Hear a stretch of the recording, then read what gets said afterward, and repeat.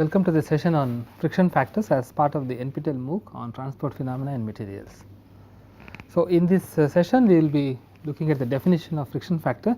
The friction factors go by names of different ways of modeling them, and we will be taking up what is generally the default one handled in many of the metallurgical textbooks.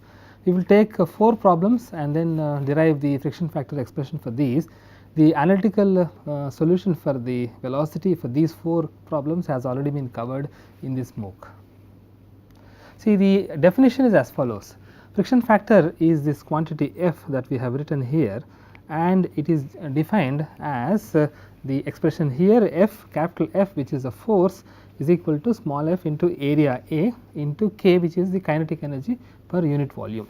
Okay. So, if you see this k and if you multiply with the volume, then you get the kinetic energy half mv square. Now, from this definition we can already see that there is a meaning for this f, and we will come to that interpretation in a moment. The force is generally to be modeled as follows. It is to be taken as the pressure drop that is across the domain that is causing the flow into the area over which it is acting. So, which means that it is normally the cross sectional area. Okay. And this is not the same area as A that is written here, because that is modeled in 2 different ways for 2 types of problems. So, what are called as the internal flow. For example, the pipe flow is an internal flow where the wall is in the surroundings, and so such problems we take the wetted area. So, here the wetted area in the case of pipe flow would be, for example, the perimeter times the length, that is pi d L. Now, in the case of external flow, that is the flow over objects like, for example, flow around a sphere, then we take the projected area. So, projected area in the case of flow over a sphere would be, for example, the cross sectional area of the sphere itself, which basically is pi r square. So, you do have, for example, different ways of defining A, and so we need to watch out which type of flow we are looking at, and accordingly take that expression. Okay.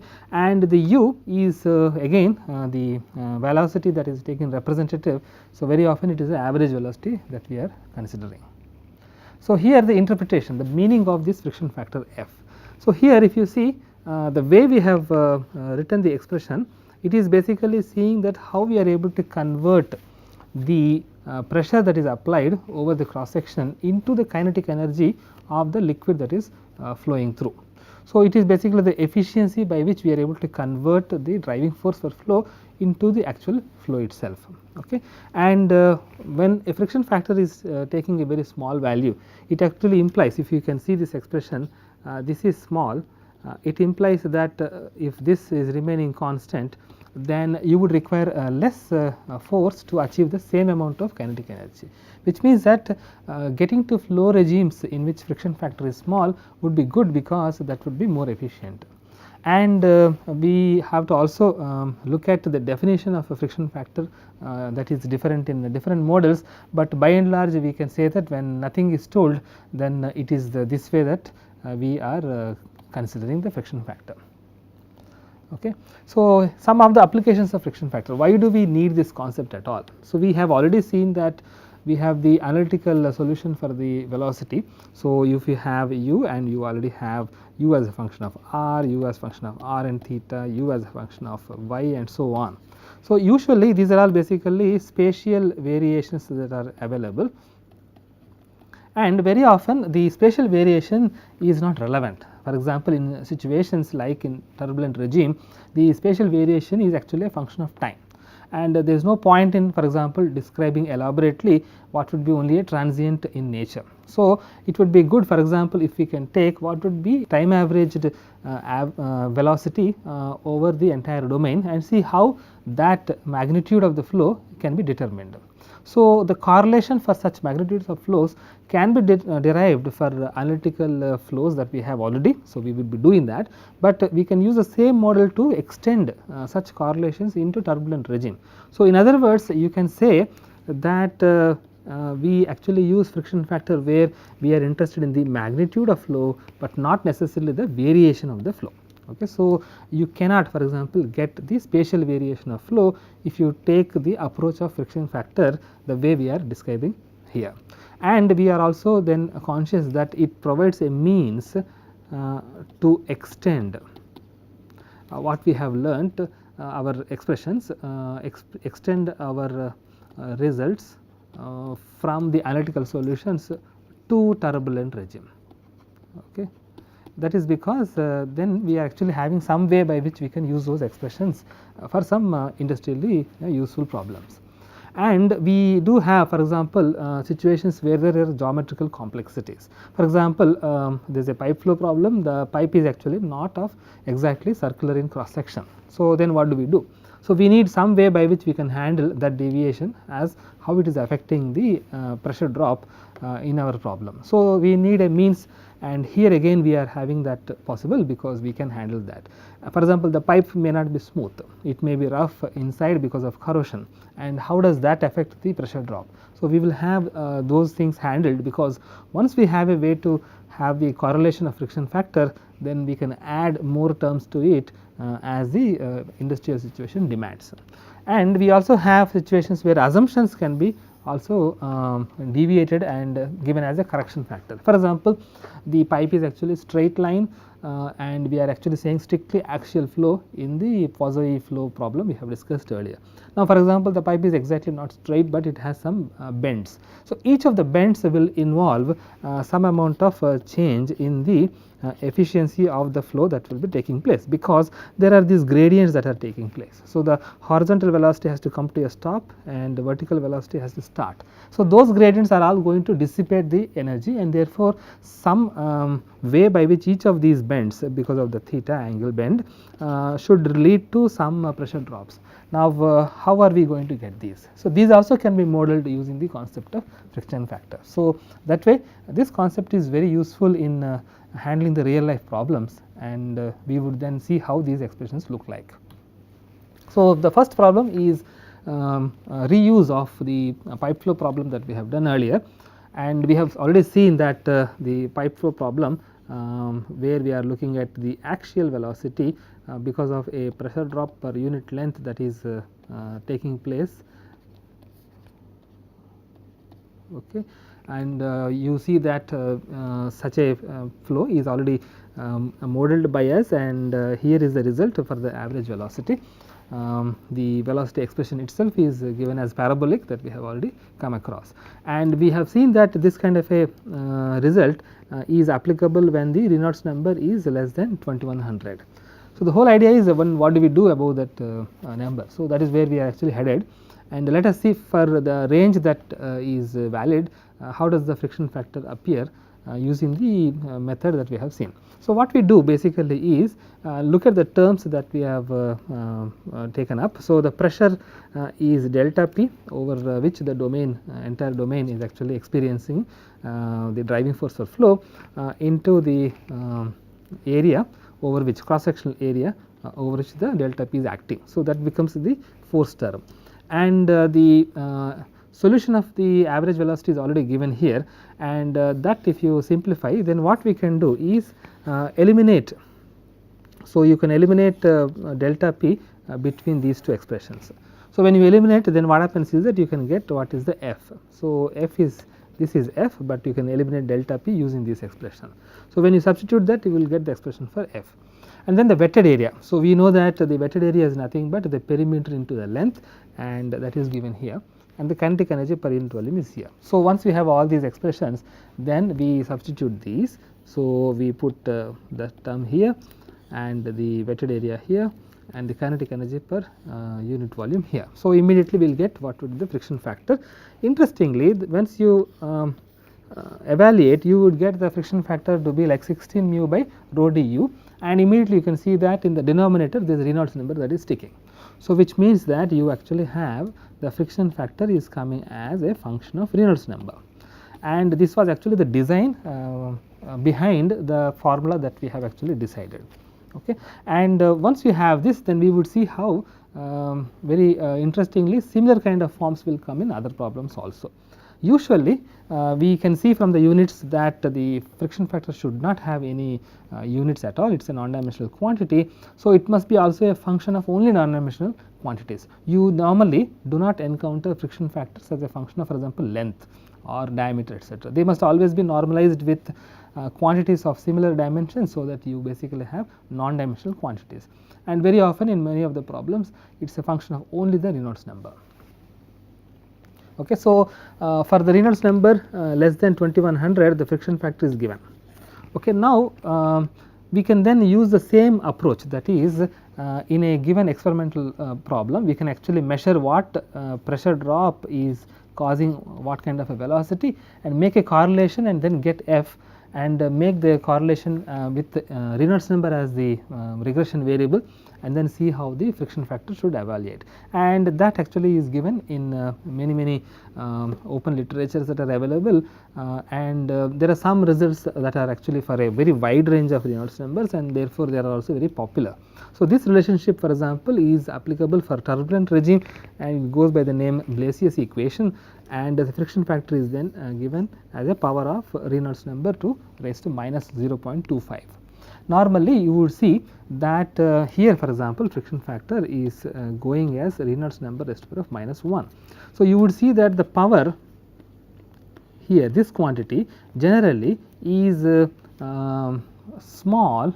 Okay, if you look at the magnitude, small for the turbulent regime, and it is large for a laminar regime, which means basically that once you have these expressions, you can already make a guess which expression could be for what kind of a regime. But nevertheless, you must always look up the exact range of Reynolds numbers over which such a correlation has been fitted. So, please remember that this is empirical, okay, which means that it has been derived from experiments, and this is basically theoretical, because it has been derived from analytical expressions. It turns out that of course, this is also valid for experimentally similar problems over the wide range of Reynolds number up to 2100, but nevertheless we must know the origin.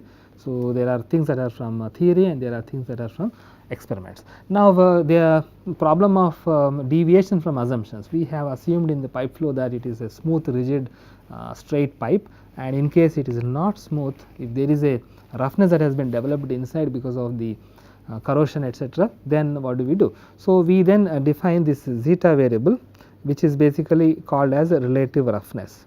So, relative roughness is basically defined as the roughness itself, which is basically delta h divided by the diameter.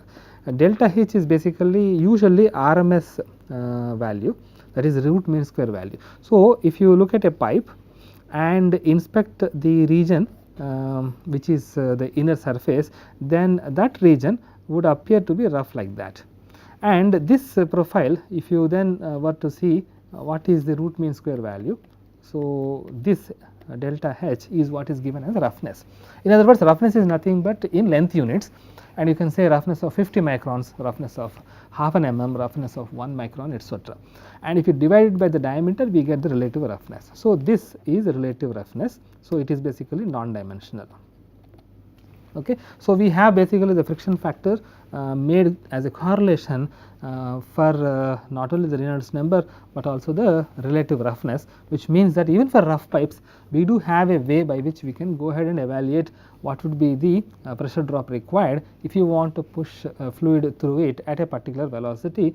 And for the velocity, you evaluate the Reynolds number and then plug it in with the roughness, and you get the friction factor that would give you what would the delta p look like, etc. So, like this we can actually solve real life problems by using these kind of correlations.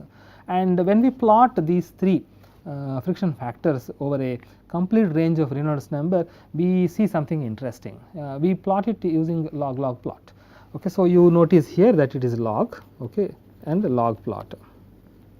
So, remember that it is always made a log plot, and the log plot of a function that looks like f is equal to something by Re would naturally have a negative slope of 1, which is 45 degrees in the negative way, which you can already see that is visible here. Okay. So, this region is coming from this expression. okay, and this region is coming from this expression.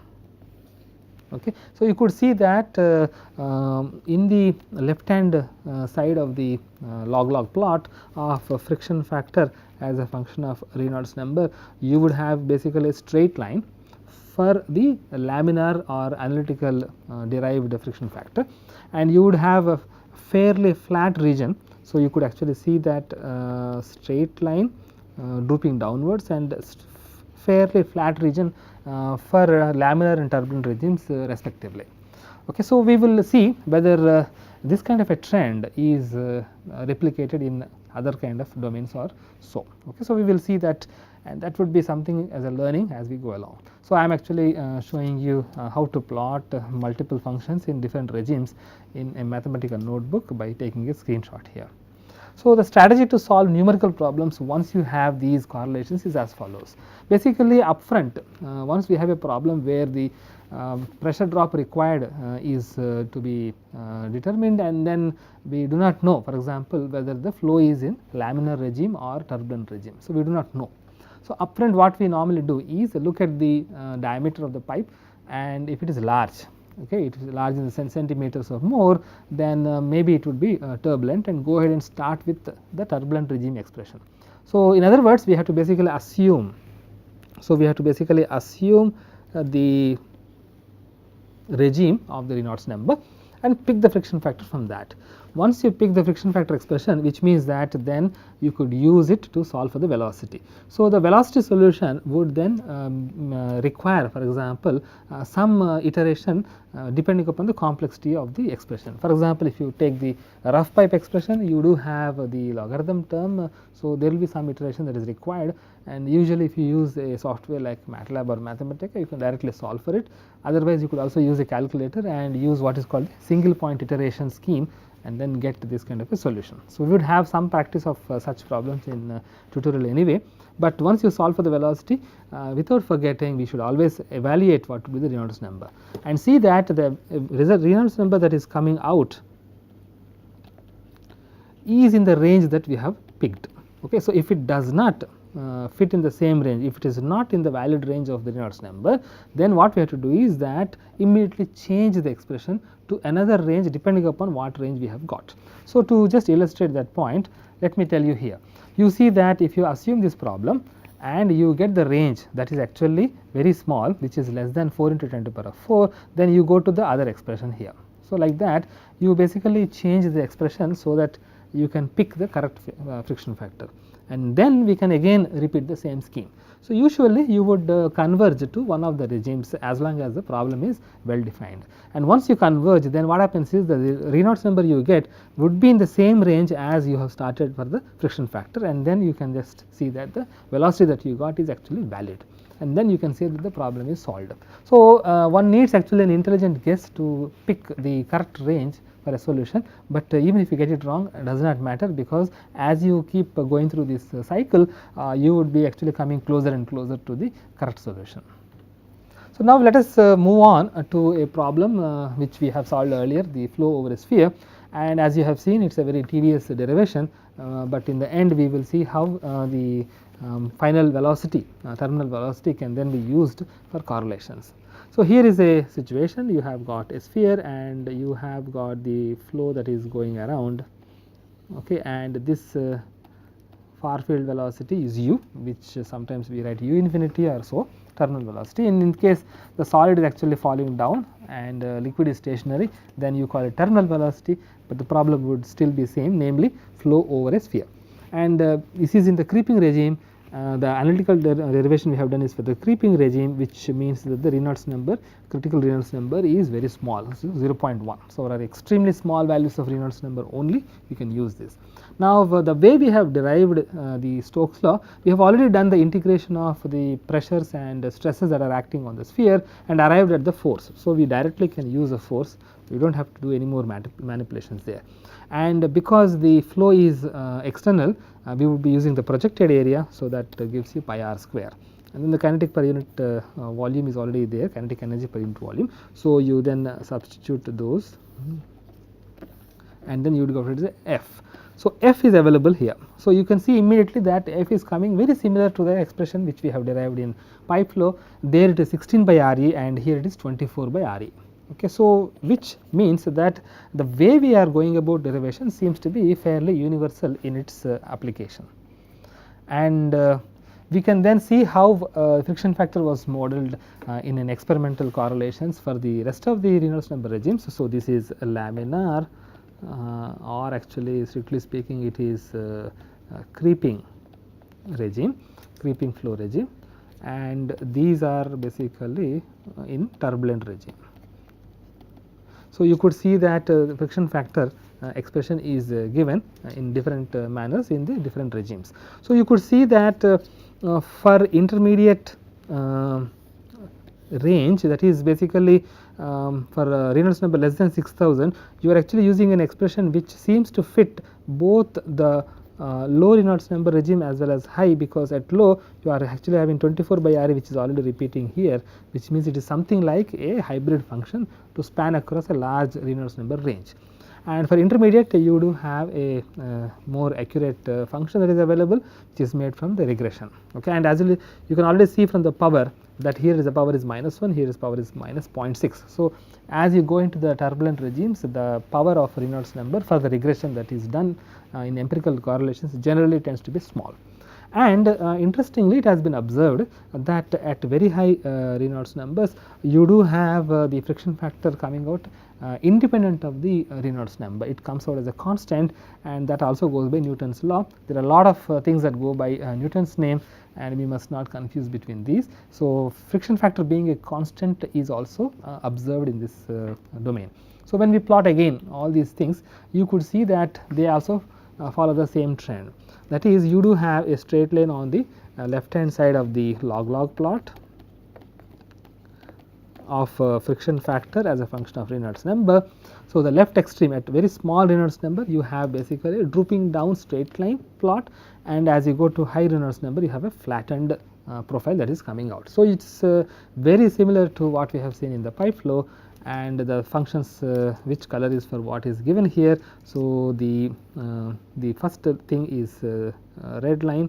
So, I write here there, and then you have got the blue guy. So, 0.44 is here, and the green line is here, the hybrid expression.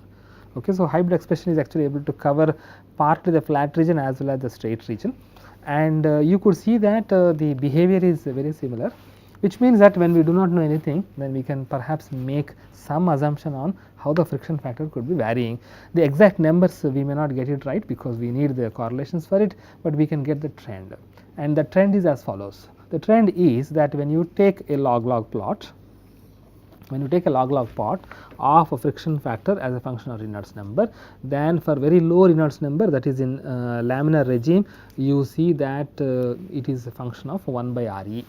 That numerator can be different for different problems depending on the geometry, but it will be a function of 1 by Re, which means that when you are going to take ratios and compare the relative values, then you do not need the constant in the numerator. So, you can go ahead and make this assumption and already come to some solutions of the problems. And at a high Reynolds number regime, which is turbulent, you could actually make an approximation that friction factor is constant.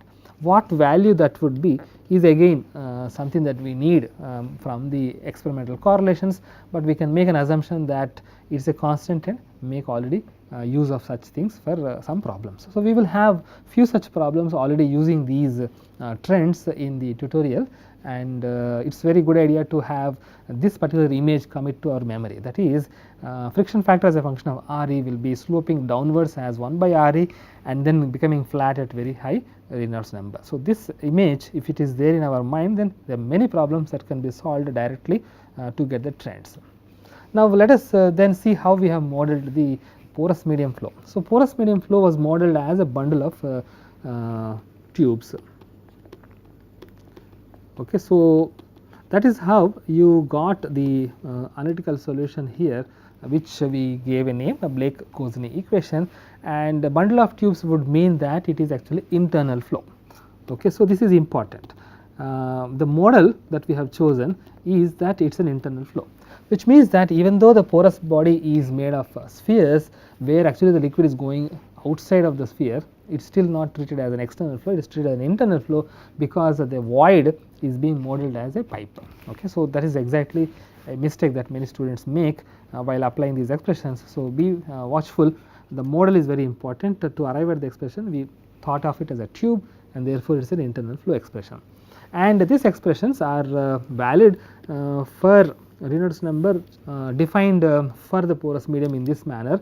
That is the reason why there is a subscript that is given. So, Reynolds number less than 2 is where this particular expression is valid, and this is the expression. So, we have got delta p here connecting with the superficial velocity. Okay. And we are going to use superficial velocity only for all these porous medium approach, because we know that the actual velocity is of no relevance for us, because it is difficult to measure, and superficial velocity can be measured experimentally, and therefore, that is what we are going to use. So, when we say u in porous medium, that means it is superficial velocity, and the force term is nothing but delta p into the cross sectional area over which the pressure is being acted on, which we actually model as pi r square because it is a tube, cross sectional area is pi r square, but for r we take the hydraulic radius. So, the expression for hydraulic radius is already available. So, we basically use this expression into that, and the delta p actually we eliminate using this